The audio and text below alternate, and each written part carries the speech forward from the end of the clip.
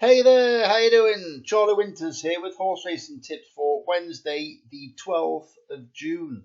Well, disappointing day, non-runner, one placed horse and two unplaced, I think it was.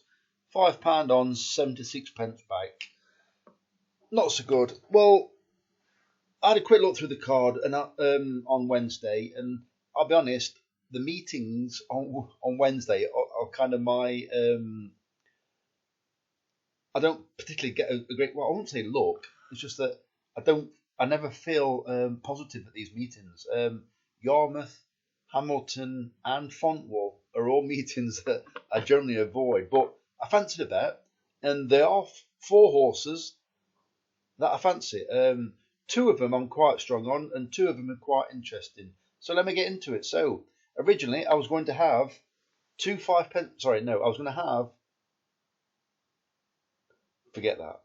Right, so originally I was going to have two 5 pence each way, lucky 15s, one bet taking the prices, one bet leaving the prices. But I've looked at the prices and I'm happy with the prices. So I've actually put two separate 5 pence each way, lucky 15s on and taken the prices on both bets. So I've literally had a 10 pence each way, lucky 15. And also I've had a pound each way accumulator. So it's a fiver in total. So let me talk you through it. So the first selection is Doha Boo Taylor at 12 to 1 in the 2 o'clock at Yarmouth, paying four places instead of three. This was an interesting horse because it improved last time on what it had done so far. It was keen and it ran over 1 mile 1. I think it's 7 furlong tomorrow. I looked at the breeding and now I'm going to explain it. I've actually kind of forgot exactly what. I'll tell you. Yeah, I can remember what it was. So this is a full either brother or sister to Nibras Angel. Nibras Angel only ever ran on good to firm once, and all the rest of its runs were on good. I looked at the sire, and I'm sure that Harry Angel. I don't know if it was my mate or somebody else said it's a good sire on fast ground. Well, I'm sure the stats that I've looked at in the past have given this sire as a slow ground sire. Don't get wrong, it's had winners on all different types of ground, but I always thought the progeny had always got a benefit for slower ground, so I'm going to stick with that. So you've got the full sister or brother, Nibras Angel. Had a preference for pretty much good ground. Well, this horse ran on good to firm Doha Boo Taylor last time, and I think the ground was too quick for it. It's drawn 5, which should be down the middle of the course. And I personally think that you'll see a much better run tomorrow. I think 12 to 1's too big, and I believe the dam also didn't mind. It was generally raced on good ground, so I think the good to firm last time for this horse was too quick for it. That's why it didn't really run a race. And I think there could be improvement. The second selection is Santa Croce at 10 to 1 in the 2:30 at Yarmouth.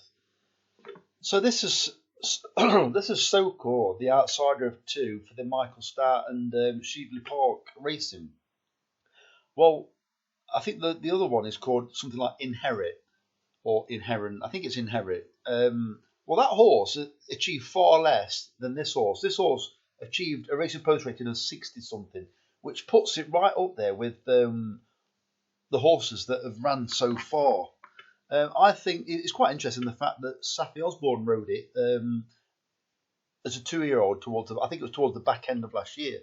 Well, she takes the ride again now, and I think, although I don't think the trip is perfect for it, I think it's not a fantastic race, and I think that the racecourse experience could prove beneficial. However, I'm not really a fan of the Michael Start stable because you never quite know what he's doing with his 3-year-olds, because a lot of the time they can be as backwards than anything. All of a sudden, you decide to go against them and they come there with the head in the chest, absolutely cruising. So, yeah, it's a risky bet. As I said, it's only a £5 day. Not as though I fancy just giving £5 away for the sake of it, but I think 10 to 1's too big. That's the top and bottom of it. The third selection is Miss Fedora at 16 to 1 in the 3:13 at, at Fontwell.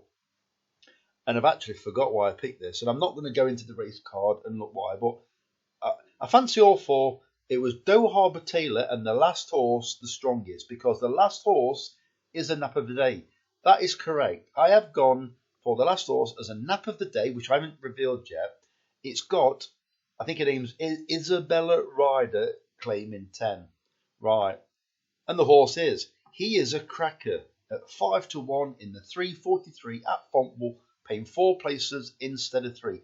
This horse was running over chase fences, and the last time it ran over chase fences, it absolutely hiked up over course. And I think it was course and distance. I think it was slow ground. Well, it's good ground tomorrow, but I think this horse, it loves chasing. However, I think it's got a very competitive handicap mark still, because even though it hacked up by 16 lengths, it's ran a number of decent races over the big chase fences, and I think it's a poor race. And she gets on very well with this horse, because I think she's ridden it loads of times. She tends to ride for, I think, right, I'm going to try and, I should never mention this now. I think the trainer's Gary Brown, and she does tend to ride the majority of her rides for him. There were 3 trainers in total that she rides for or ridden for so far. I think this horse has got an absolutely cracking chance, and although I've got a shocking, well, I don't even know what my strike rate is at Fontwell, but I personally think at Fontwell, especially like more than most tracks, I think if you're a course and distance winner, or a regular course runner that runs this course well, I think you've got several pounds in hand over horses that are making their or are having their first run over this course, because it's a very odd shaped course. I'm sure, isn't that the figure of 8 course? I think, yeah, it's or even if it isn't, it's a very odd, because many a time you'll see them coming in their home straight, and then there's like a massive path that they go across, then they move to one side, and then they jump the last, and they end up running around a corner. I'm sure it's that one, isn't it? Let me know if it's not in the comments. But anyway, I'm rambling on now. Those are the 4 horses. It'll soon be York, so the very best of luck. Charlie Winters, over and out. Cheers, mate.